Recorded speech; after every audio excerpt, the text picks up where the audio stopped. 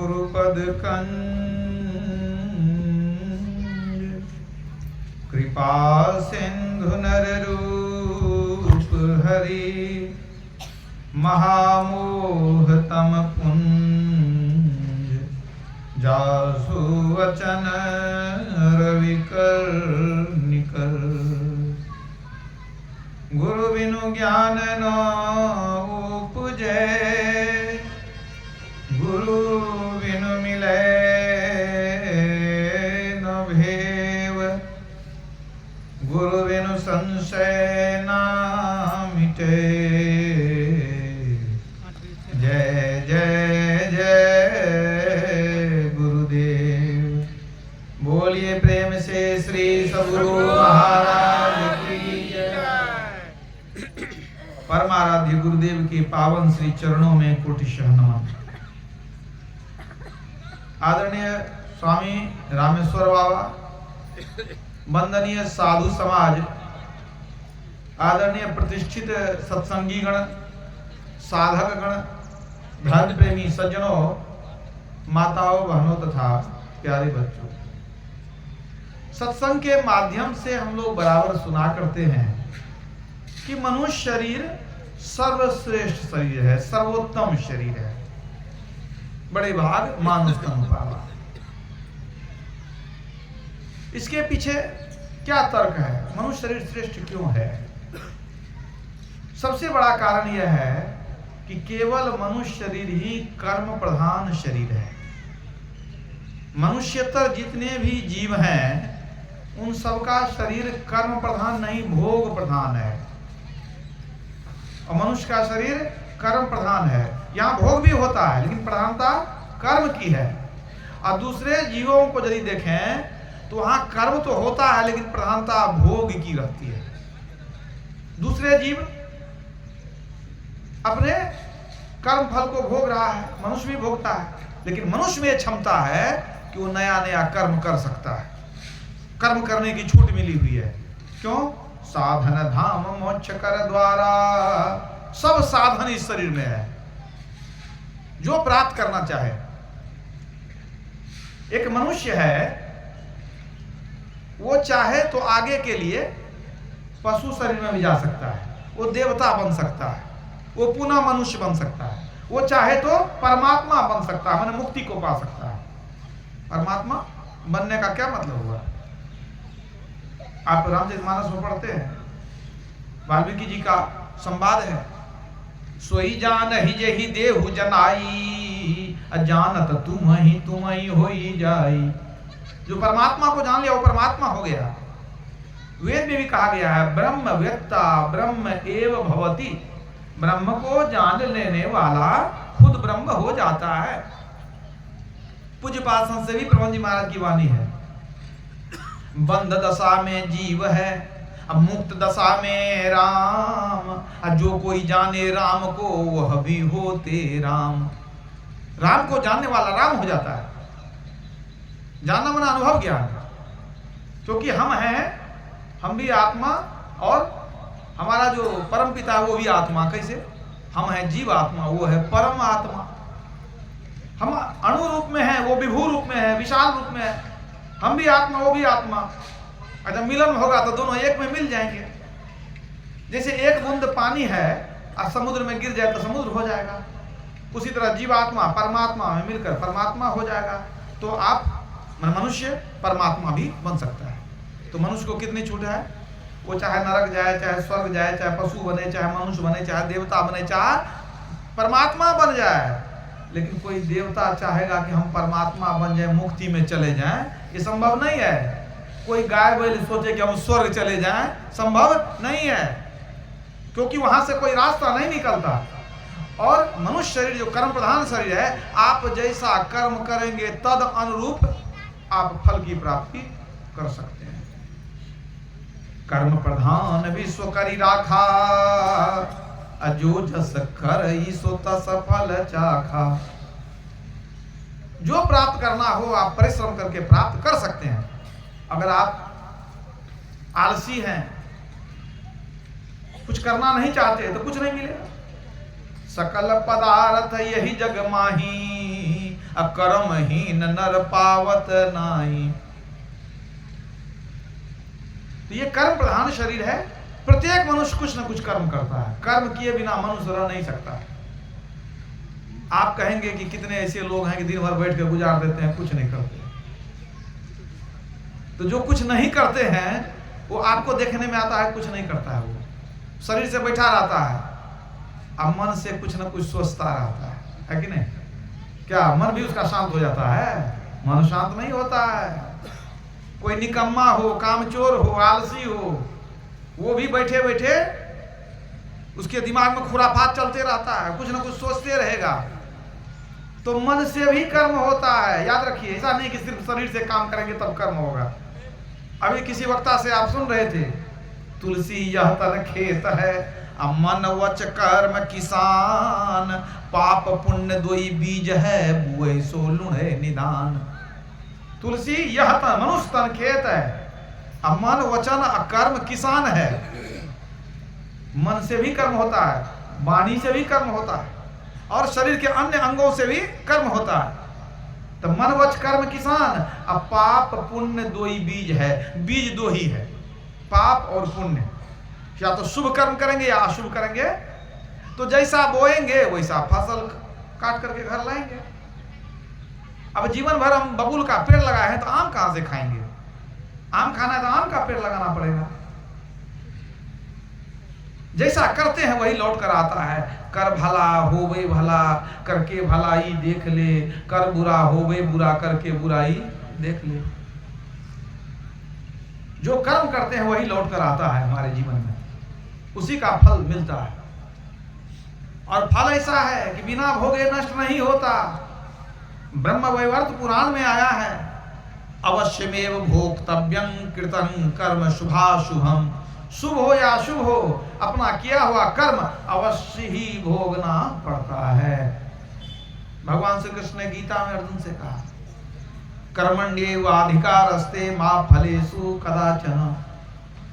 हे अर्जुन, कर्म करने में तेरा अधिकार है, फल में तेरा अधिकार नहीं है।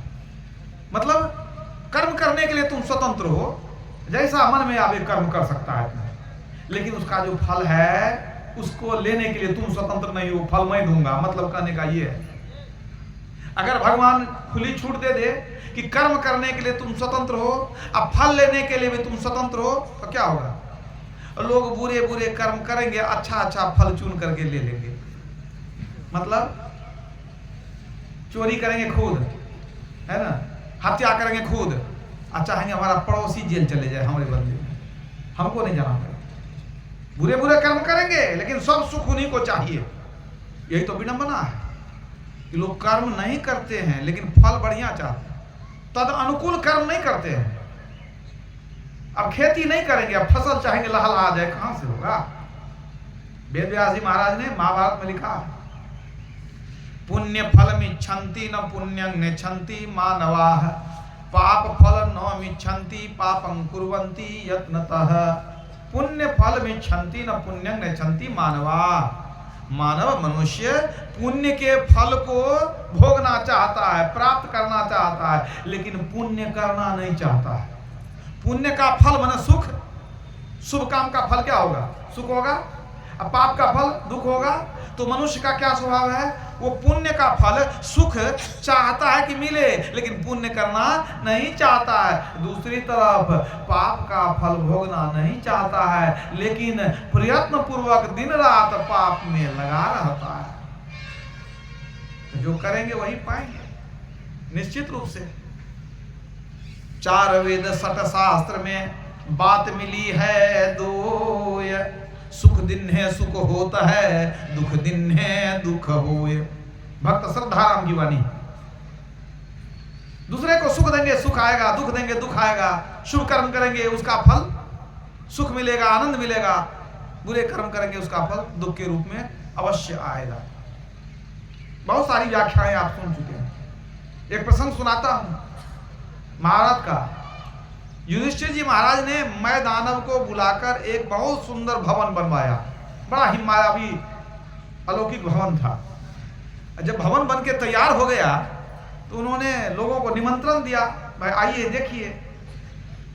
दुर्योधन को भी निमंत्रण दिया युधिष्ठिर जी ने, आइए हमारा महल देख लीजिए। अब महल में ऐसी ऐसी विचित्रता थी कि कहा नहीं जाए।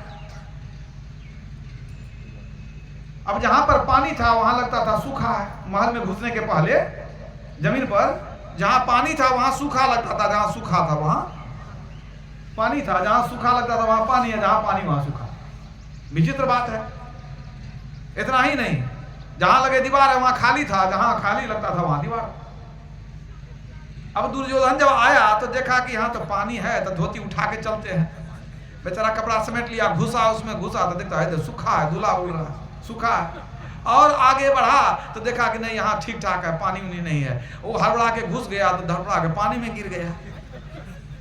अब ऐसा विचित्र बनावट ही ऐसी विचित्र थी। अब जो पानी में वो जो भीग गया, गिर गया, तो द्रौपदी देख रही थी कहीं से, महल के ऊपर से।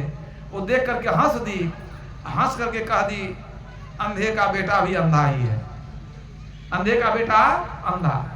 अब ये जो कह दी तो ये ऐसा तीर लगा दुर्योधन के हृदय में कि वो भूल नहीं सका। मधुर वचन है औषधि, कटु वचन है तीर, अश्रवण द्वार होए संचरय, घालय सकल शरीर। तीर तो का घाव तो कुछ दिन में मिट जाता है, लेकिन वाणी का घाव लोग भूलता नहीं है, एकदम नहीं भूलता है, मन में बैठा के रखता है, वो हृदय पर लगता है ना, उसको लोग भूलता नहीं है। वो सोच लिया कि बहुत भारी बेइज्जती की है, ये हंस करके हम गिरे हैं, पानी में भीग गए हैं। और वैसे तो भाभी है तो मजाक कर सकती है, लेकिन उसने क्या कर दिया, अंधे का बेटा अंधा, मतलब हमारे पिताजी को भी लपेट ली उसने। अरे ससुर लगेंगे ना, तो कम से कम ससुर के लिए ऐसा नहीं कहना चाहिए। हमारे समाज में भी कोई यदि नेत्रहीन होते हैं तो उनको कहते हैं आइए सूरदास जी, ये नहीं कहते हैं अंधा इधर आओ, नहीं कहते, ये अपमानजनक शब्द है ना। तो कह दिया अंधे का बेटा अंधा। ये मन में ठान लिया ऐसा बदला लेंगे, ऐसा बदला लेंगे कि जीते जी याद रखेगी। एक दिन इसको भरी सभा में हम नंगी कर देंगे, वस्त्रहीन कर देंगे। और जब हम अंधा, हमारा बाप अंधा, सब अंधा, तो इसको देखेगा कौन? नंगी हो जाएगी तो देखेगा कौन? इसलिए इसको हम बदला तो लेंगे। तो ये एक तरह से गलत हुआ ना। ऐसी वाणी बोलिए मन का आपाक होए, और को शीतल करे आपहु शीतल होए। तो वाणी के मर्यादा को भूल गई वो। अरे देवर से मजाक करती तो कुछ अलग बात है, ससुर को भी लपेट दी उसमें, तो ये गलत हो गया। ये आग उसके हृदय में जलती रही, मौका के तलाश में था, कभी न कभी तो बदला लेंगे। अंत में षड्यंत्र रचा, पांडवों के साथ जुआ का खेल हुआ। पांडव लोग जो है सब कुछ जो है हार गए, दुर्योधन के साथ जो जुआ का खेल हुआ। बीच में शकुनी मामा पड़े हुए थे पासा फेंकने में। अब ऐसा हुआ कि सब कुछ हार गए, अपने भी हार गए और द्रौपदी को भी दांव में लगा दिए, हार गए। जबकि कोई भी अच्छे घर का आदमी अपने पत्नी को तो दांव पर नहीं लगाएगा। कहाँ बुद्धि भ्रष्ट हो गई थी, जब नाश मनुज पर छाता है पहले विवेक मर जाता है। और जब पत्नी को हार गया तब दुर्योधन ने दुशासन से कहा भरी सभा में कि उसको बाल पर अगर खींच कर लाओ द्रौपदी को, हम आज अपने दिल का दर्द मिटाएंगे, बदला पूरा हो जाएगा। आज उसको हम नग्न कर देंगे, चीरहरण कर देंगे। भरी सभा में घसीट कर लाया गया और दुशासन से कहा इसका साड़ी खींचो। साड़ी खींची जाने लगी। अब सोचिए, भरी सभा में एक बधू को, राजघराने की बधू को इस तरह से बेइज्जत किया जा रहा है। कितने दुख का विषय, कितने शर्म का विषय है द्रौपदी के लिए। तो वो अपने कर्म का फल हुआ ना। अगर वैसा नहीं करती तो दुश्मन खड़ा की तो उसका फल भोगना पड़ गया। तो ये तो आप जान गए कि भाई सभा में उसकी साड़ी खींची जाने लगी और वो पुकार रही है दुखहरो द्वारिका नाथ शरण में तेरी, बिन काज आज महाराज लाज गई मेरी। वो भगवान को पुकार रही है। तो सोचिए कैसी बड़ी विपत्ति आ गई, लेकिन इज्जत बची। तो बची कैसे, अब उसको भी जानिए। आप लोग कुछ जानते भी हैं, कुछ नहीं भी जानते होंगे। शिशुपाल का वध कर रहे थे भगवान श्री कृष्ण। कहते हैं सुदर्शन चक्र चलाने में उनकी अपनी अंगुली कट गई। उसके वध करने में अंगुली जो कट गई, द्रौपदी वही थी। उसने देखा कि भगवान की अंगुली कट गई है, तुरंत अपनी कीमती साड़ी को फाड़ करके अंगुली में लपेटने लग गई। जब लपेट दी कि खून बंद हो जाए किसी तरह, भगवान मुस्कुराते हुए कहते हैं, द्रौपदी तुमने परवाह नहीं की अपने कपड़े की, तुमने साड़ी फाड़ करके साड़ी से हमारी मदद की है ना, एक दिन ऐसा आएगा मैं भी तुमको साड़ी से मदद करूंगा, मैं भी तुमको साड़ी दूंगा। द्रौपदी मन में सोचने लगी कि हम राजरानी हैं, हम तो अनेक नौकरानियों को दिन रात साड़ी बांटते रहते हैं, लोग को तो एक पति रहता है तो साड़ी की कमी नहीं रहती है, महिलाओं को बक्सा भरा रहता है, हमको 5-5 पति है, हमको साड़ी की कोई कमी है, ये हमको साड़ी देंगे, इनके साड़ी के लिए हम भूखे हैं क्या? क्या हमको साड़ी नहीं है? हम तो रोज बांटते रहते हैं, साड़ी की क्या कमी है? ये कहते हैं कि हम साड़ी देंगे। तुम द्रौपदी मन ही मन सोच रही थी, भगवान बूझ गए, मन ही मन बूझ गए सब बात। फिर भगवान कृष्ण मन ही मन कहते हैं, अच्छा तुमको घर में बहुत साड़ी है, सो देखना कि साड़ी की जरूरत पड़ती है कि नहीं पड़ती है। तो भगवान को जब पुकारी तो उसका फल मिला। लेकिन एक और प्रसंग है, उसको भी जानिए। दुर्वासा मुनि स्नान कर रहे थे नदी में, अब द्रौपदी अपने सहेलियों के साथ गई थी नदी में स्नान करने। जब गई तो देखती है दुर्वासा मुनि पहले से स्नान कर रहे हैं। उसने सोचा कि हमारी सहेली सब उच्छृंखल है, पानी में जाएगी कुछ बदमाशी करेगी। दुर्वासा मुनि तो तुरंत क्रोधित कहीं हो जाते हैं, कहीं क्रोधित हो जाए साप दे दें तो आफत कौन मोल ले, इसलिए पानी में घुसना ठीक नहीं है। एक बार उनको नहा के निकलने देते हैं, तब हम लोग पानी में जाएंगे। ये लोग बहुत देर तक द्रौपदी सहेलियों के साथ किनारे में रही, बहुत देर तक रही, और वो पानी से निकल ही नहीं रहे थे। दुर्वासा मुनि नहा तो लिए, वहीं पर पानी में थे। अब हुआ क्या कि अब द्रौपदी सोचने लगी कि इतनी देर तक तो ये स्नान कभी करते नहीं, जरूर कोई समस्या है। द्रौपदी ज्ञानवती थी, पढ़ी लिखी विदुषी थी, वो समझ गई। समझ क्या गई कि जो भी पर्याप्त कपड़ा होना चाहिए मुनि के शरीर पर वो शायद नहीं है, ऐसा लगता है, इसलिए वो पानी से नहीं निकल रहे हैं। वास्तव में उनके शरीर पर पर्याप्त कपड़ा नहीं था। उनका जो है ना, उनकी जो धोती थी वो किसी तरह पानी में बह गई थी। अब निकले कैसे? तो द्रौपदी समझ गई कि जरूर समस्या है। अब वो विचार की कि नहीं, हमको मदद करनी चाहिए। वो अपने कपड़े को फाड़ करके, साड़ी फाड़ करके नदी के धारा में छोड़ दी। तो पानी जब बहने लगा तो बह के कहाँ गया? दुर्वासा मुनि के पास। वो क्या किए, उस कपड़े को लेकर के पानी में डुबा करके और उसको धो करके अपने शरीर में लपेट लिए, अब बाहर निकल गए। वास्तव में बात सही थी कि उनके शरीर में पर्याप्त कपड़ा नहीं था। अब जब वो निकले तो बड़ा प्रसन्न हुए, हाथ उठाकर आशीर्वाद दे दिए कि जाओ, तुमको वस्त्र की कमी जीवन में कभी नहीं होगी, वस्त्र की कमी कभी नहीं होगी, आशीर्वाद दे दिए। तो एक तो ऋषि का आशीर्वाद, उधर भगवान का आशीर्वाद, तो वृथा न होए देव ऋषि वाणी।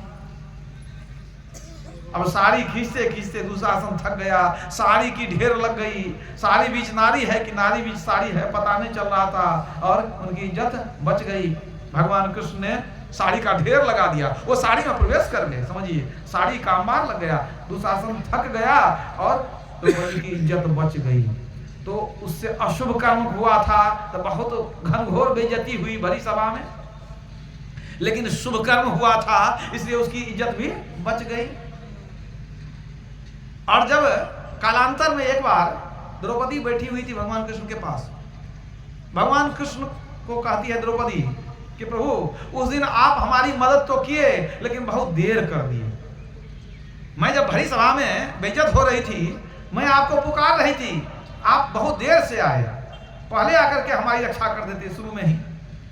भगवान कृष्ण ने कहा, द्रौपदी देखो, लोगों का स्वभाव होता है कि अपने बहुत बड़े दुर्गुण को छिपा करके रखता है और दूसरे के छोटे से दोष को बढ़ा चढ़ा करके कहता है। यह आदमी का स्वभाव होता है। देख कर परदोष रजसम कहत मेरु सम सोई रे, और दोष अपने मेरु सम है तिन्हें राखत गोई रे। लोग का स्वभाव है, लोग दूसरे के छोटे दोष को बढ़ा चढ़ा के कहता, अपना दोष नहीं देखता। तू अपना दोष क्यों नहीं देखती है? हमको दोष देती है कि आप आए बहुत देर से। द्रौपदी ने कहा तो मेरा क्या दोष है? कहा याद करो, जब तुमको खींच कर लाया गया था तो तुमको मन में क्या हो रहा था? सभा में तुम सोच रही थी कि हमारे 5 पति इतने बड़े बड़े माने बलिष्ठ हैं, वीर हैं, ये हमको बचाएंगे। 5 पति बैठे मौन कौन गति होई, ले नंद नंदन को नाम द्रौपदी रोई। तुम तो देख रही थी पति बचाएगा पहले, यही ना सोच रही थी? हमको तो याद नहीं कि तुम और जब तुम देख ली कि नहीं हमारा पति सिर झुका के बैठा है, चूंकि हार गया है, तुम क्या बोलेगा? तो सिर झुका लिया, पति के तरफ तुम देखने लगी तो पति सब सिर झुका लिया। तब भी तुम सोचती थी कि द्रोणाचार्य, कृपाचार्य, भीष्म पितामह बहुत लोग हैं यहाँ बुजुर्ग, ये लोग हमको बचाएंगे। उन लोगों की तरफ देखने लगी, वो भी तुमको नहीं बचाए। और तब तुम अंत में क्या सोची कि हम भी छतरानी है, हमको भी बहुत शक्ति है, हम अपनी साड़ी को रक्षा कर सकते हैं।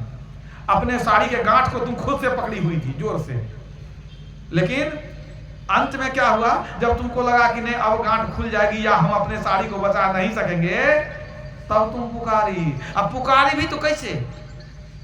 दुख हरो द्वारिका नाथ शरण में तेरी, बिन काज आज राम महाराज लाज गई मेरी। मतलब तुमने कहा कि हे द्वारिका नाथ मेरी रक्षा करो, तुमने हमको द्वारिका नाथ समझा, ठीक है। तो जब मैं द्वारिका नाथ हूं तो द्वारिका से चल करके हस्तिनापुर आने में समय लगेगा कि नहीं? तुम्हारी साड़ी खींची जा रही हस्तिनापुर में, हम हैं द्वारिका नाथ, तो हम तो चल दिए थे। जब तूने पुकारा तो हम तो वहां से चल दिए कि जाके तुम्हारी रक्षा करेंगे, लेकिन आने में तो समय लगेगा, स्वाभाविक बात है। और जब तुम अंत में तुमको लगा कि अब हमारी बेइज्जती हो जाएगी, भगवान नहीं आए हैं, तब तुमने क्या कहा याद करो? तुमने अंत में कहा हे हृदयेश मेरी रक्षा करो, हे हृदय में रहने वाले परमात्मा हमारी रक्षा करो। तब तुमने हमको हृदयेश कह के पुकारा, हृदय में बसने वाले परमात्मा। और जैसे ही तुमने कहा हे हृदयेश, मैं तेरे साड़ी में कर गया प्रवेश और तेरी साड़ी हो गई निःशेष। दुशासन थक गया, तो गलती तो तेरी ना है। पहले तुम पति का भरोसा करती थी, फिर अन्य लोगों का भरोसा करती। तो मैं आपको सुना रहा था कि प्रत्येक कर्म का फल अवश्य ही भोगना पड़ता है। यही ज्ञान दिए थे लक्ष्मण जी गुनिषाद को। जब गुनिषाद जो है देखा भगवान राम और सीता को पत्ते के बिछौना पर सोए हुए हैं, तो उसको बड़ा दुख हुआ। ये राज राजेश्वर कहाँ दूध के फेन के समान कोमल बिछौना पर सोने वाले राम आज पत्ते के बिछौना पर सोए हुए हैं। कैकेयी नंदिनी मंदमती महाकुटिलपन किन्न, श्री रघुवीर जानकी ही सुख अवसर दुख दिन। कैकेयी ने बड़ी कुटिलता की। राम का राज्याभिषेक होने वाला था, उनको जंगल जाना पड़ा। कैकेयी मंदमती है, बहुत दुष्ट है, कुटिल है। गुनिषाद ने कहा, तब लक्ष्मण जी समझाने लगे कि कोई किसी को दुख सुख नहीं देता, सब अपने ही कर्म के फल को भोगते हैं। जब समझाते समझाते समझा दिए, तब गुनिषाद कहता है सिय रघुवीर की कानन जोगू, कर्म प्रधान सत्य कह लोगू। कहते हे लक्ष्मण जी ठीक ही कहते हैं, राम और सीता कहीं जंगल में रहने के लायक हैं। सही बात है कि कर्म का जो फल है बड़ा अमीठ होता है, इसीलिए इनको आज जंगल में आना पड़ा। बात सही है। तो आप ये समझ गए कि कर्म का फल मिलता है, ठीक है। लेकिन कितने लोग ऐसा कहते हैं कि बाबा हम लोग तो शुभ कर्म ही करते हैं, हम लोग के जीवन में तो बहुत दुख है, तो जब हमको शुभ कर्म करने से सुख मिलना चाहिए, हम लोग सत्संगी हैं, कभी झूठ नहीं बोलते, हिंसा नहीं करते, चोरी नहीं करते, नशा नहीं करते, व्यभिचार नहीं करते, सब दिन शुभ कर्म ही करते हैं, सत्संग दान पुण्य भजन सब सेवा सब करते हैं। सत्संग मंदिर में भी आते हैं तो यहाँ झाड़ू लगा देते हैं, बहुत काम कर देते हैं, भोजन भी बना देते हैं, बाबा को खिला भी देते हैं। इतना शुभ कर्म करते हैं तो फिर हमारे जीवन में दुख क्यों आता है? कुछ लोगों का मन जो है ना मन अधीर हो जाता है। कुछ लोग ऐसा भी कहते हैं कि ये घोर कलयुग है, अब वो ऐसा नहीं होता है कि अच्छा करो तो अच्छा होगा। अरे कोई जमाना होगा, सतयुग त्रेता होगा, अच्छा करने से अच्छा मिलता होगा। आज तो उल्टा ही देखने में आता है कि जो पाप करता है उसको देखते हैं बहुत बरकत होती है, और जो बहुत शुभ कर्म करता है उसको बड़ा कष्ट में देखते हैं। तो ये कलयुग में नहीं होता है कि जो करेंगे वही मिलेगा। आजकल वो नहीं, आजकल पाप में ही बरकत, कुछ लोग ऐसा मानते हैं। अब इसी आशय की बात बंगाल में एक कहावत के रूप में प्रचलित है। बंगाल में बांग्ला भाषा में कहावत कहा जाता है, जेई कोरे पाप सही सात छेलेर बाप, और जेई कोरे पुण्य तार काय लागे घुन। मतलब जो करता है पाप सो सात बेटा का बाप, और जो करता है पुण्य उसके देह में लागे घून। ऐसा लोग कहते हैं। अब इसका क्या उत्तर है भाई? भाई आप शुभ कर्म करते हैं, आप कहेंगे कि हम अच्छा काम करते हैं, हमारे परिवार में सब सत्संगी है और सब दुख हमारे यहाँ, पैसे की किल्लत, शरीर में बीमारी है, पड़ोसिया से झंझट सब लगा रहता है हमको। एक हमारा पड़ोसी है, वो खाने पीने वाला, दारू भी पीता है, मांस भी खाता है, सबको कर्म करता है, और देखते हैं दिन रात उन्नति हो रही है तो मन तो घबरा जाता है कि नहीं, शुभ करने से शुभ क्यों नहीं होता है। अब इसको समझिए, इतना तो समझ गया कि कर्म का फल अमिट है। एक और छोटी सी घटना बताता हूं तब कुछ उत्तर मिलेगा। मान लीजिए दो बच्चा एक ही समय पैदा हुआ, ठीक है, एक ही समय पैदा हुआ, एक बहुत गरीब के घर में पैदा हुआ, टूटी हुई झोपड़ी, माँ को पेट भर अन्न नहीं मिलता है, तन पर वस्त्र नहीं है, तो पेट भर अन्न नहीं मिलता है तो दूध भी नहीं होता है कि बच्चे को ठीक से पिला सके। तो एक बच्चा बहुत दरिद्र के घर में पैदा हुआ, बहुत गरीब के घर में पैदा हुआ, और दूसरा बच्चा उसी समय एक बहुत बड़े सेठ जी के घर में पैदा हुआ, एक ही बच्चा, पहला बच्चा। अब देखिए कितना अंतर हुआ। जो सेठ के घर में बच्चा पैदा हुआ है वह जन्म से ही करोड़पति हो गया, और जो गरीब के घर में पैदा हुआ है वो जन्म से ही कर्जदार है, क्योंकि उसका बाप कहीं कहीं कर्जा लिया है, वो जन्म से ही कर्जदार है। दूसरी बात, अब एक बच्चा जो गरीब घर में पैदा हुआ है उसके माँ को दूध नहीं होता है, पेट नहीं भरता है, तन पर वस्त्र नहीं है, ठीक है, कितना कष्ट है। और दूसरा बच्चा धनी के घर में है, अगर 2-4 बार छींक हो जाए, नाक से पानी आ जाए तो डॉक्टर तुरंत आ जाता है, फोन करने से तुरंत जांच करके देख लेगा, निमोनिया हो गया है कि एक्सपोजर मारा, क्या हुआ, ठंडी लगी, क्या हुआ, नहीं हुआ, तुरंत जांच देगा। अब आप बताइए, दोनों बच्चा एक ही जगह एक ही समय जन्म लिया, एक बहुत सुख में है, एक बहुत दुख में है, क्या कारण हो सकता है? आप क्या कहेंगे कि परमात्मा कितना निर्दयी है, एक को दुख में दे दिया, दूसरे को सुख में दे दिया। क्या परमात्मा को उस बच्चे से दुश्मनी थी कि गरीब घर में भेज दिया? परमात्मा को क्या दुश्मनी? एक बच्चे से तो किसी को दुश्मनी नहीं रहती है, फिर परमात्मा को क्यों दुश्मनी होगी? अब जब तक यहाँ कर्म फल नहीं मानिएगा तब तक समस्या का समाधान नहीं होगा। मतलब सब अपने कर्मों का फल भोगते हैं, काहू न को सुख दुख कर दाता, निज कृत कर्म भोग सुन रहाता, अपने कर्म का फल भोगते हैं, ठीक है। अब आप कहेंगे दोनों बच्चा तो पैदा हुआ, अभी कौन कर्म किया है जो फल भोगेगा? वो अभी तो पैदा ही हुआ, तो कर्म कब किया कि फल भोगेगा? अभी तो कुछ किया ही नहीं है, कर्म करने के लायक भी नहीं है अभी वो, तब क्या होगा? अब इसी समय आपको पुनर्जन्म को मानना पड़ेगा, बिना पुनर्जन्म को माने कोई उपाय नहीं है। हमारे सनातन धर्म की रीढ़ है ये पुनर्जन्म की अवधारणा, कर्म का फल।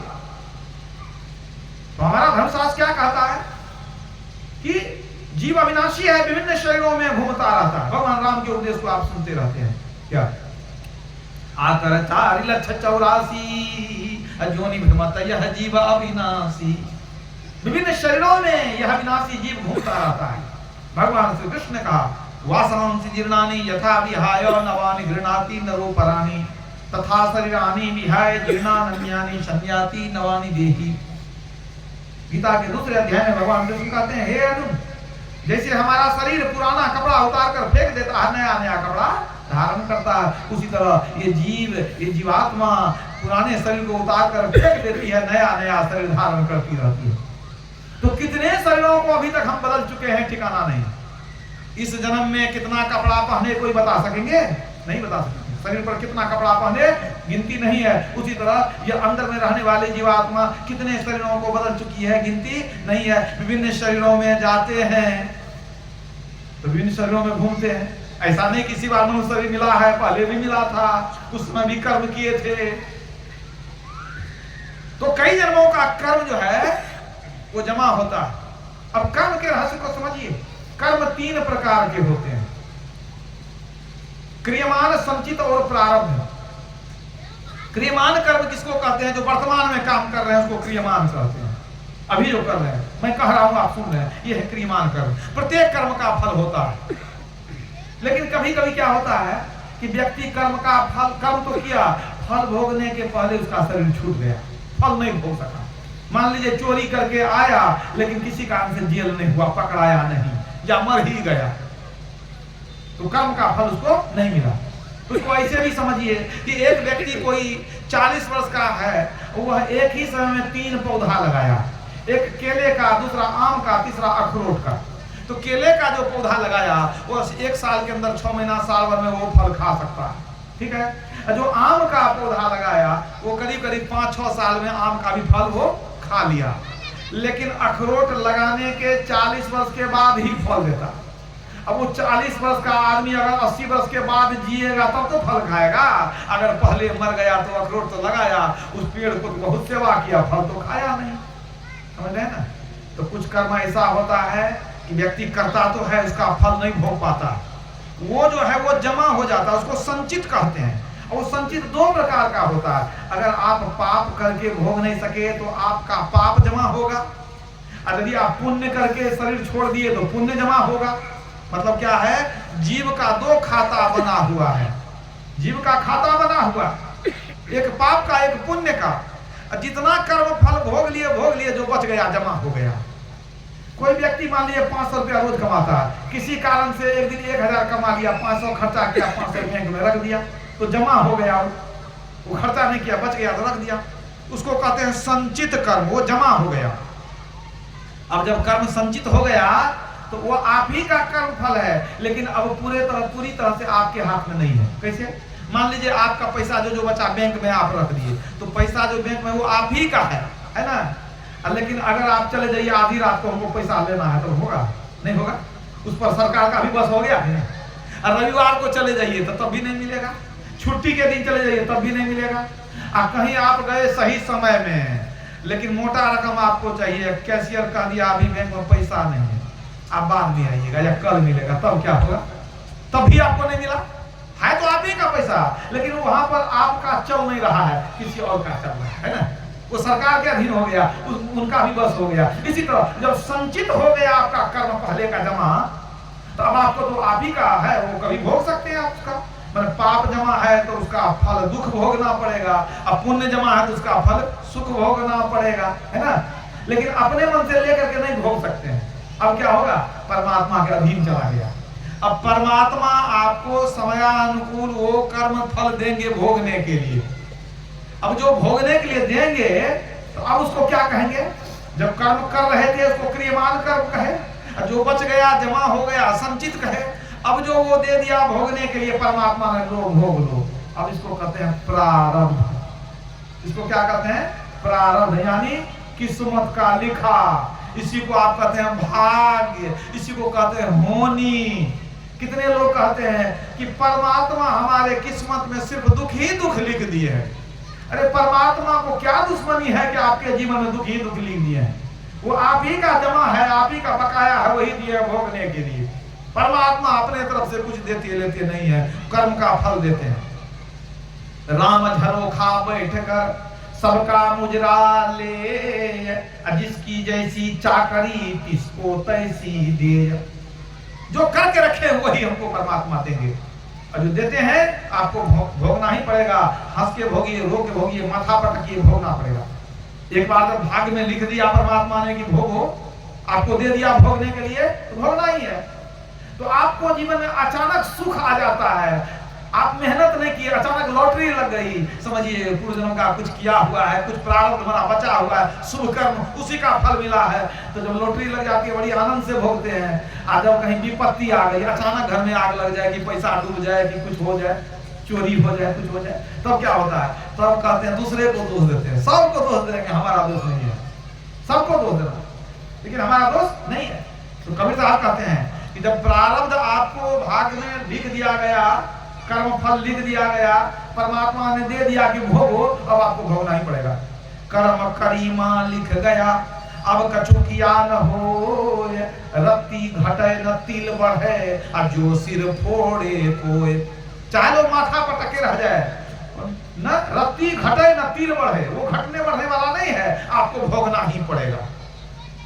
तो आप कहेंगे क्या कि कुछ लोग बाबा दुख से तो बहुत दुख होता है, नहीं भोगते हैं, क्या करते हैं?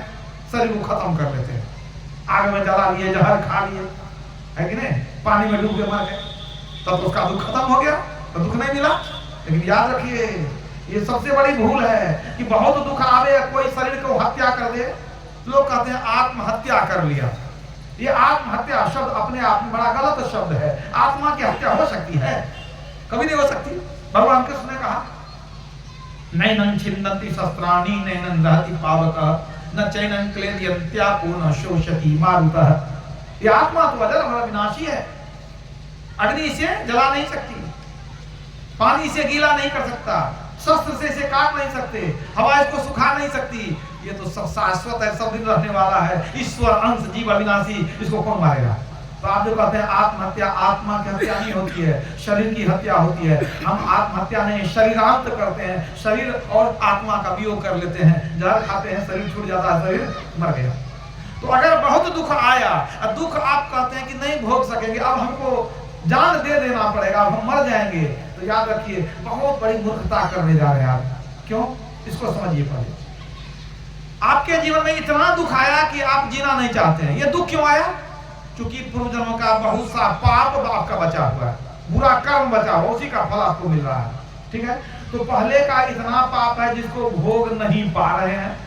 अगर आपने शरीर को खत्म कर लिया तो शरीर न खत्म हुआ, हमारा प्रारब्ध खत्म नहीं हुआ, हमारा जो संचित था जमा वो खत्म नहीं हुआ, क्योंकि भोगे नहीं है। तो अगले जन्म में जहां जन्म लीजिएगा, अगली बार जहां जाइएगा तो वो कर्म फल फिर मिलेगा। अगली बार जब मिलेगा तो उतना ही नहीं मिलेगा, सूद ब्याज मिला करके मिलेगा और ज्यादा मिलेगा।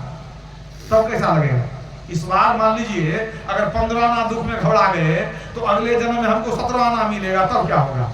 आप कहिएगा सूद ब्याज लगा के क्यों मिलेगा? तो पहले का पाप कम था कि आप मनुष्य शरीर की हत्या कर लिए, तो आत्महत्या का पाप किसको लगेगा? सो बताइए, ये मनुष्य शरीर की जो हत्या की है ये पाप कहाँ जाएगा? तो पहले का पाप अपने बहुत था, ये पाप और नया कर लिए, तो अगले जन्म में अब क्या होगा? अगले जन्म में बकरा बनिएगा, हलाल बनिएगा। याद रखिए, कितनी बड़ी विपत्ति आएगी कोई ठिकाना नहीं है। इसलिए कभी भी कितनी भी विपत्ति आवे, शरीर को समाप्त करने की चेष्टा कभी नहीं करना चाहिए। ये सबसे बड़ा पाप है और इससे किसी दुख का निवारण नहीं होता। कुछ लोग ऐसे भी हैं जो सोचते हैं जब 5 मान लीजिए पाप कर चुके हैं तो हम 10 पुण्य कर लेंगे, तो क्या होगा? दोनों का जोड़ घटा होकर के 5 पुण्य हमारा बच जाएगा। कितने ऐसे पापी लोग हैं, सब तरह का पाप करते हैं। जब दुर्गा पूजा आएगा तो मेला लगाएंगे, मूर्ति में मुकुट पहनाएंगे, सजावट करेंगे, खर्चा करेंगे कि हम बहुत पुण्य कर लेंगे, हमारा पाप कट जाएगा। याद रखिए कि पुण्य करने से पाप कटता नहीं है। मैंने परमात्मा के दरबार में आप जब जाते हैं तो आपका जो पाप पुण्य है दोनों में जोड़ घटाव नहीं होता, कोई माइनस प्लस नहीं, और दोनों को अलग अलग भोगना पड़ता है। उदाहरण ले लीजिए, धर्मराज युधिष्ठिर, जिनके नाम में धर्मराज लगा हुआ है, बहुत बड़े धर्मात्मा थे, बहुत धर्म कर्म कर चुके थे, लेकिन क्या हुआ? जब शरीर छोड़े तो कुछ समय के लिए उनको भी नरक देखना पड़ गया, अंगूठा कर गया और नरक देखना पड़ गया। क्यों? बहुत पुण्य किए थे।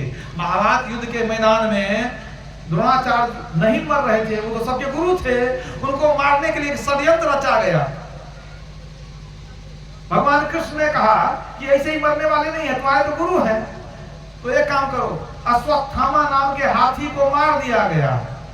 और द्रोणाचार्य को सुना करके भीम ने कह दिया अश्वत्थामा मर गया, अश्वत्थामा मर गया। और द्रोणाचार्य के बेटा का भी नाम अश्वत्थामा था। तो भीम ने सोचा कि इसको कह देंगे कि बेटा मर गया है, और ये पहले प्रण कर लिए थे कि हमारा बेटा अगर मर गया तो हम धनुष्वान सब छोड़ देंगे। अब स्वाभाविक है कि सदमा भी लगना मैंने जो है तो स्वाभाविक था। तो अब जो है जो भीम कहने लग गया अश्वत्थामा मर गया, तो द्रोणाचार्य ने कहा कि नहीं नहीं, तेरे बात का कोई भरोसा नहीं है, तेरे बात को विश्वास नहीं करेंगे, हमको ये जो है मैंने धर्मराज युधिष्ठिर जब बोलेंगे तब हम पतियाएंगे। क्यों? क्योंकि ये सत्य बोलते हैं। धर्मराज युधिष्ठिर अगर कह दे कि अश्वत्थामा मर गया है तो हम मान लेंगे, कह दिया। भगवान कृष्ण ने कहा कि बड़े भैया आप जाके कहिए कि अश्वत्थामा मर गया। कहा हम तो जानते हैं हाथी मरा, कैसे जाएंगे कहने के लिए, इतना बड़ा झूठ बोला जाएगा हमसे? तो भगवान कृष्ण ने कहा कि नहीं बोला जाएगा तो मरेंगे नहीं मरेंगे तो आप लोग धर्म युद्ध में महाभारत में जीत नहीं सकिएगा, तो कुछ रास्ता निकाल लीजिए। आप ऐसा क्यों कहिएगा कि आपका बेटा मर गया?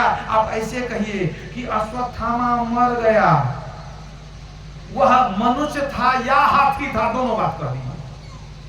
कहा तो हम तो लेकिन जानते हैं कि वो हाथी ही मरा है। कहा देखिए आधा झूठ बोलना पड़ेगा आपको, आप इतना तो कह सकते हैं ना कि अश्वत्थामा मर गया, वो मनुष्य था या हाथी था, दोनों बात कर दिए। अच्छा ठीक है, दोनों कह देंगे, अपना जो बुझना होगा बुझते रहेंगे, उनको जो बुझना होगा बुझ लेंगे।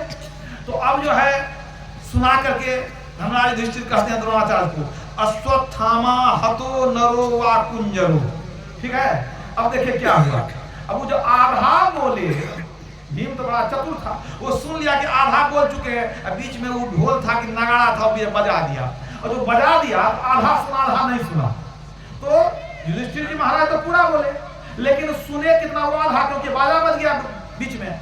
तो क्या सुने? अश्वत्थामा हतो नरो, अश्वत्थामा मर गया, वो आदमी था या हाथी था, नहीं सुने। तो वो तो सोचे कि अभी युधिष्ठिर कह रहा कि अश्वत्थामा मर गया, वो आदमी था, वो समझ गए बेटा मर गया, वो मूर्छित हो गए, धनुष बाण फेंक दिए, सब मिलकर के उनको मार दिए। ये पाप उनसे हुआ। हालांकि और भी जगह कुछ न कुछ झूठ बोले हैं युधिष्ठिर जी महाराज, अन्य जगह भी झूठ बोले हैं, वो सब अभी नहीं बताऊंगा, उतना समय नहीं है। लेकिन ये मुख्य बात है, ये मुख्य बात है कि अपने गुरु को मारने के लिए उन्होंने आधा झूठ बोला। इस झूठ के कारण उनको जो है क्षण भर के लिए नरक देखना पड़ गया। अगर जोड़ घटा होता तो इतना पुण्य किए थे, उनका तो एक पाप तो हवा में उड़ जाता कि नहीं, लेकिन उनको नरक भी देखना पड़ा, फिर वो स्वर्ग भी गए। मतलब अवश्यमेव भोक्तव्यं कृतं कर्म शुभाशुभम्, इस जन्म में कर्म किए नहीं भोग पाए, भविष्य पुराण कहता है यह जन्म कृतं कर्म पर जन्मनि प्राप्यते, इस जन्म का किया हुआ कर्म अगले जन्म में भी प्राप्त अवश्य ही होता है, निश्चित रूप से होता है। अगर आपका शुभ कर्म किया हुआ है तो लौट करके आपके पास जरूर आएगा, याद रखिए। कर्म जो जो करेगा तू वही फिर भोगना भरना, बड़ा बैरी यह मन घटने इसी का जीतना कठना। राजस्वामी साहब की वाणी है, माने कर्म जो जो करेगा तू वही फिर भोगना भरना, जैसा करेगा वैसा भरेगा। गुरु नानक देव जी महाराज ने भी कहा है, जो मैं किया सो मैं पाइया, दोष न दीजिए और जना। दूसरे को दोष देना बेकार है, मैंने जो किया है वही मैं भोग रहा हूं।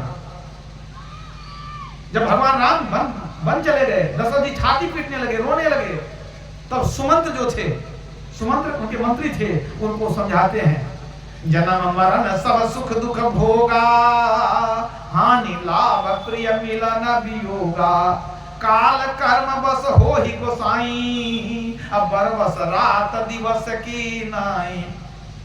जन्म मरण सुख दुख हानि लाभ मिलन वियोग, ये सब काल कर्म के अधीन है, जो करते हैं वही पाते हैं। एक बहुत छोटा सा प्रसंग सुनाता हूं इसी कर्म फल पर, कि अपना किया हुआ कर्म किस तरह से लौट करके आता है। एक बहुत बड़े सेठ थे, नाम था संपतराव, वो संतानहीन थे, बहुत पूजा पाठ किए, संतान की प्राप्ति नहीं हुई। अंत में एक महात्मा जी के शरण में गए, बहुत दिन सत्संग किया, आशीर्वाद मिला और पत्नी गर्भवती हुई। बड़े सज्जन थे, धर्मात्मा थे, सदाचारी थे, दान पुण्य करने वाले थे। और घर में जब संतान उत्पन्न हुई, वो बेटी हुई, बहुत सुंदर संस्कारी बेटी, आशीर्वाद से मिला था। बेटी जब समय सयानी हो गई तो देख सुन करके एक बहुत बड़े सेठ के इकलौते बेटे से विवाह कर दिया संपतराव ने। बेटी चली गई ससुराल, बहुत सुख में गई, लेकिन धन संपत्ति तो कमी नहीं थी ससुराल में, बेटी के ससुराल में। अब जो एक ही बेटा था उसको कुछ करना ही नहीं पड़ता था, बाप सक्षम था, बहुत कारोबार था, सब संभालता था, बाप अपना कुछ करे नहीं, मौज मस्ती सुख में जीता था। अब देखिए अचानक ऐसा हुआ, संपतराव भी धनी थे, समधी भी बहुत धनी थे। अब अचानक इसके समधी मर गए, मतलब उनके जो संपतराव के समधी थे वो मर गए। अब मर गए तो सारा कारोबार अचानक दामाद के कंधे पर आ गया। अब दामाद के कंधे पर जो आ गया तो उतनी संपत्ति, अब तो कारोबार चलाने की आदत भी नहीं थी, तो कारोबार छोड़ दिया अपने मंत्री जो भी था उसके पास, मुंशी हो कि नौकर चाकर हो, उस पर छोड़ दिया और अपने मस्ती में लगा रहता था। आदत कुछ बिगड़ गई, बहुत से दोस्त हो गए, बहुत पैसा होने से दोस्त भी ज्यादा हो जाता। तो पहले बाप का अंकुश था, बहकने नहीं देता था, अब वो कुछ ऐसे गलत संगति में पड़ गया कि खाने पीने लग गया, दारू पीने लग गया, कुछ वेश्यागमन करने लग गया, कुछ ना कुछ गलत आदतें पड़ गई, जुआ वगैरह खेलने लग गया। अब अपना कारोबार अपने देखे नहीं, छोड़ दिया नौकर चाकर पर, अब पैसा लेकर के कभी जुआ खेले, कभी दारू पी ले, बुरी आदत लग गई। होते होते कुछ वर्षों में वो पूरा गरीब हो गया, बिल्कुल गरीब हो गया, मैंने समझिए मुश्किल से दाने दाने को मोहताज हो गया, खाना पीना भी नसीब होना मुश्किल हो गया। अब संपतराव की पत्नी को बड़ा दुख होता था कि बेटी को दिए थे इतना बड़ा घर में, सब बर्बाद कर दिया, दामाद के साथ हुआ, अब क्या करेंगे। वो पति को कहती थी कि आपको बेटी पर दया नहीं आती है, अरे मदद कर दीजिए, आप मदद कर दीजिए, बेचारी गरीब हो गई है, एक बार दे दीजिए रुपया पैसा, लोग बहुत दुख भोग चुका है, कारोबार कर लेगा फिर से। तो संपत राव ने कहा देखो हम मदद तो कर सकते हैं लेकिन दामाद का चाल चलन ठीक नहीं है, देखते हैं बिगड़ गई है आदत, अब वो फिर जितना धन देंगे सबको नाश कर देगा, क्या करें। तो पत्नी समझाने लगी कि देखिए बहुत दुख भोगा है, अब सुधर गया है, अभी क्या मिलेगा उसको, धन ही नहीं है तो क्या लुटाएगा वो, एक बार मदद कर दीजिए, आप बाप है ना, हम लोगों को कोई कमी नहीं, बेटी का दुख तो नहीं देखा जाता है, आप मदद कर दीजिए। तो बहुत सोच विचार करके संपत राव बहुत धन संपत्ति दे करके और दामाद को एक बार उनके बिजनेस को, व्यापार को खड़ा कर दिए, व्यापार में जो भी था सब लगा करके फिर से खड़ा कर दिए। व्यापार अब करने लग गया, लेकिन करने तो लग गया, फिर व्यापार थोड़ा चला तो फिर मन बहकने लग गया, फिर वो जो है तो नौकर चाकर पर छोड़ करके अब फिर से जुआ खेले, शराब पिए, इधर उधर मस्ती करते फिरे, पैसा बर्बाद करते फिरे, होते होते फिर से सारा धन नाश हो गया। अब जो है अब क्या हो, अब जो है संपत राव की पत्नी भी जो है कहते रहे कि आप बेटी को देखते नहीं हैं, तो ये डांट देते थे कि क्या करें, सब धन लुटा करके हम भिखारी बन जाए, पसीने से कमाते हैं, तुम देखी नहीं, एक बार धन दिए सारा धन दौलत बर्बाद कर दिया। अरे जिस दिन उसका कर्म अच्छा होगा तो उसका भाग भी अच्छा होगा, कर्म ही खराब है तो भाग भी रूठा होगा, पहले कर्म सुधरने दो, कितना भी दे दोगे वो सुख नहीं होगा उसको, उसके भाग में जो लिखा है वही हो पाएगा, कर्म ठीक करेगा भाग भी ठीक होगा तब उसको कुछ अच्छा मिलेगा। तो कितना भी समझावे कि मैंने दामाद को दे दीजिए तो दे नहीं, बिल्कुल नहीं, कभी बात नहीं करना, एक बार इतना लाखों रुपया बर्बाद हो चुका है, अब हम फिर दोबारा नहीं देने वाले हैं। का बेटी दुख में का बेटी का भी अपना प्रारंभ है इसलिए भोग रही है दुख, किसी के चाहने से किसी को सुख हो जाता है, काहू में कोई सुख दुख कर लाता, सब अपने अपने कर्म का फल भोगते हैं। तो बिल्कुल अब समझ गई इनकी पत्नी की, जब कहते हैं तो पति डांट देता है कि एक बार लाखों रुपया डूब गया है, बीच में हम नहीं देंगे, पैसा बर्बाद नहीं करेंगे, कम से कम जिंदा तो है ना वो लोग, रहने दो जब तक उसका कर्म ठीक नहीं होगा, भोग भाग्य ठीक नहीं होगा। इसी तरह समय चल रहा था। एक बार सेठ जी अचानक किसी जरूरी काम से गए बाहर, दूसरे शहर में गए, दूर शहर में गए, इधर जो सेठ जी चले गए संपत राव, इसी बीच क्या संजोग लगा कि बेटी दामाद दोनों आ गए सेठ जी के घर में, आ गए तो सेठानी बहुत खुश हुई, आज बेटी आ गई है, दामाद भी आ गए हैं, और संजोग है कि पति भी नहीं है, आज कुछ मौका लगा है, अब बेटी दामाद को सेवा भी करेंगे और कुछ छुपा करके दे देंगे तो हो सकता है कि लोग का जीवन फिर अच्छा हो जाए। आज तो आने वाले हैं नहीं पति, वो तो आएंगे कल, ठीक है। तो जैसे ही लोग आए तो आगत स्वागत किए बेटी दामाद का, मैंने जो सेठानी स्वागत की, और रात में सोचने लगी कि तो कहता है सुबह चले जाएंगे घर, तो सुबह चले जाएंगे तो कुछ तो देना पड़ेगा, क्या दें कैसे दें जिससे सबको पता भी नहीं चले, गुप्त रूप से कुछ दे दें। रात में जग करके शुद्ध घी का लड्डू बनाई, बड़ा बड़ा लड्डू शुद्ध घी का बनाई सेठानी, अब प्रत्येक लड्डू के अंदर में एक एक असरफी डालते गए, एक एक असरफी डाल करके लड्डू बनाई कि सुबह जब जाने लगेगी बेटी या दामाद जाने लगेंगे तो यही लड्डू का पोटली दे देंगे, अगर एक भी लड्डू खाएंगे देखेंगे असरफी है तो दूसरा तीसरा फोड़ेंगे, तब तो फिर इतनी असरफी जब मिलेगी तो फिर से वो लाखपति करोड़पति हो जाएंगे, फिर अपना कारोबार संभाल लेंगे। और यहाँ क्या है कि भाई सांप भी मर गया, लाठी भी नहीं टूटा, किसी को पता भी नहीं चलेगा, अब पति भी नहीं है, हम तो लड्डू दे रहे हैं संदेश में, क्या मालूम हो किसी को। तो रात भर जग करके सुंदर लड्डू बनाई, और जब सुबह में जब बेटी दामाद जाने लगे तो झोला में बढ़िया से पैक करके बांध करके झोला दे दिया, ये संदेश है, ये रास्ते में खाना लेकर के जाना। तो झोला मिल गया, वो लोग अपना चल दिए। अब चल जब दिए तो दामाद कहता है इतने दिन पर आए तेरी माँ क्या दी, कुछ तो दी नहीं है, अभी इतना भारी बोझा दे दिए, जीवन में कभी झोला नहीं उठाए हम सब्जी का, इतना लड्डू दे दिया, भारी लगता है, कोई काम का नहीं है, क्या दे दिया, कहने की माँ श्रद्धा से दी है, अशुद्ध घी का लड्डू है, अरे खाएंगे पिएंगे, काहे चिंता करते हैं, अरे आपको कितना उठाना है तो गाड़ी से जाएंगे, चिंता क्या है। फिर वो लेकर के चले, चलते चलते अब एक शहर में बीच में एक जगह उतरे जलपान वगैरह करने के लिए, अब मन में हो गया पति को कि क्या भारी ढोते फिरेंगे, बेकार लड्डू दे दिया, लड्डू कितना खाएगा लोग, लड्डू खाएगा तो कितना खाएगा, तो आदमी खाएगा इतना लड्डू खाया जाता है, काचा शुद्ध घी का लड्डू है, कहाँ शुद्ध घी का लड्डू है। अब वो जो है कहता कि नहीं हम नहीं उठाएंगे लड्डू, इतना भारी लगता है, एक तो लड्डू और असरफी भी था ना भाई पूरा, कहा एक काम करते हैं, ये बोझा ढोना ठीक नहीं है, पागलपन है, इसको कहीं बेच लेते हैं। पत्नी ने कहा काय बेच लीजिएगा, इतना बढ़िया लड्डू है, कहा नहीं हमने ढोने वाली है, अरे बेच लेंगे, कौन लड्डू खाएगा तू बताओ, हमारे घर में कौन खाने वाला है, बेच देंगे कुछ पैसा आ जाएगा, अब कितनों पत्नी मना करे वो मानने वाला नहीं। वो ले गया एक हलवाई की दुकान में, वो घुस गया मिठाई दुकान में, कताई जी मिठाई लेगा का, कौन मिठाई का, एकदम शुद्ध घी का, देखें सुना बिल्कुल बहुत शुद्ध घी का, बड़ा सुगंधित है, कहाँ ले लेंगे का, कितना मतलब कैसे देगा, बता दिया भाई ऐसे हम लेंगे। अब वो जो तौल करके जो 10 किलो था, कितना था तौल करके दे दिया, और उसको 100-200 रुपया किलो के हिसाब से पूरा लड्डू बेच दिया। और जो पैसा मिला, जो 1000 रुपया जेब में मिला, उसको 1000-2000 उसी से खुश हो गया, इतना पैसा से भी बहुत काम हो जाएगा, चलो जाकर के हम जाएंगे खाएंगे पिएंगे। वो बस 1000-2000 रुपया लिया, वहां से चल दिया, वो पूरा लड्डू वहां बेच करके निकल गया। अब देखिए अभी भी कहानी खत्म नहीं हुई है। अब उस सेठ जी जब लौट करके आ रहे थे, तो आते आते वहीं पर बस रोका, उसी शहर में, बीच में एक शहर में रोका। अभी सेठ जी सोचने लगे कि अब घर जाएंगे, खाली हाथ जाना ठीक नहीं, कुछ बढ़िया कुछ संदेश ले करके जाएंगे ना घर। और चले गए उसी मिठाई दुकान में, कहते हैं सुनो जी जो सबसे कीमती शुद्ध मिठाई है सो दे देगा हमको। कहा शुद्ध में तो क्या घी वाला, कहा घी वाला, कहा एक ही मिठाई है वो लड्डू है, दे दें। कहा लड्डू शुद्ध जो है ताजा जो है वही हमको दो। कहा हम घी का लड्डू दे देंगे आपको। कहा कितना दे दें, कहा शुद्ध वाला है तो जितना है सब दे दो, जितना है दे दो। वो जैसे 10 किलो तोल के दिया था, उसको तोड़ करके 200 किलो पकड़ा दिया इसको। अब वहां से जो है वो पूरा झोला लेकर के आया, रात में पहुंचा घर, पत्नी को कहता है कि देखो कुछ संदेश लेकर के आए हैं, हमको खिला पिला दो, हम सोएंगे। तो खिला पिला दिया पति को। और जब पत्नी जब सेठानी जब सोची सोने के लिए जाएगी वो, तो सोचे क्या कि ये क्या लेकर आए इतना भारी, जा देखते हैं। अब जब खोल करके देखती है तो लड्डू देखिए उसमें, लड्डू देखने से लगा कि जाना पहचाना लड्डू है, ये लगता है कि चिन्हा हुआ है, जाना पहचाना। सोचा तो लगता है सुन करके तो हमारा बनाया हुआ लड्डू है। और जब तोड़ करके देखती है तो देखती है सर्फी है। और तो दिमाग खराब हो गया कि हम दिए थे बेटी दामाद को, अरे हमारा पति कैसे उठा करके ले आया। ये तो सोचते थे कि हमारा दामाद जो है तो फिर से धनी हो जाएगा।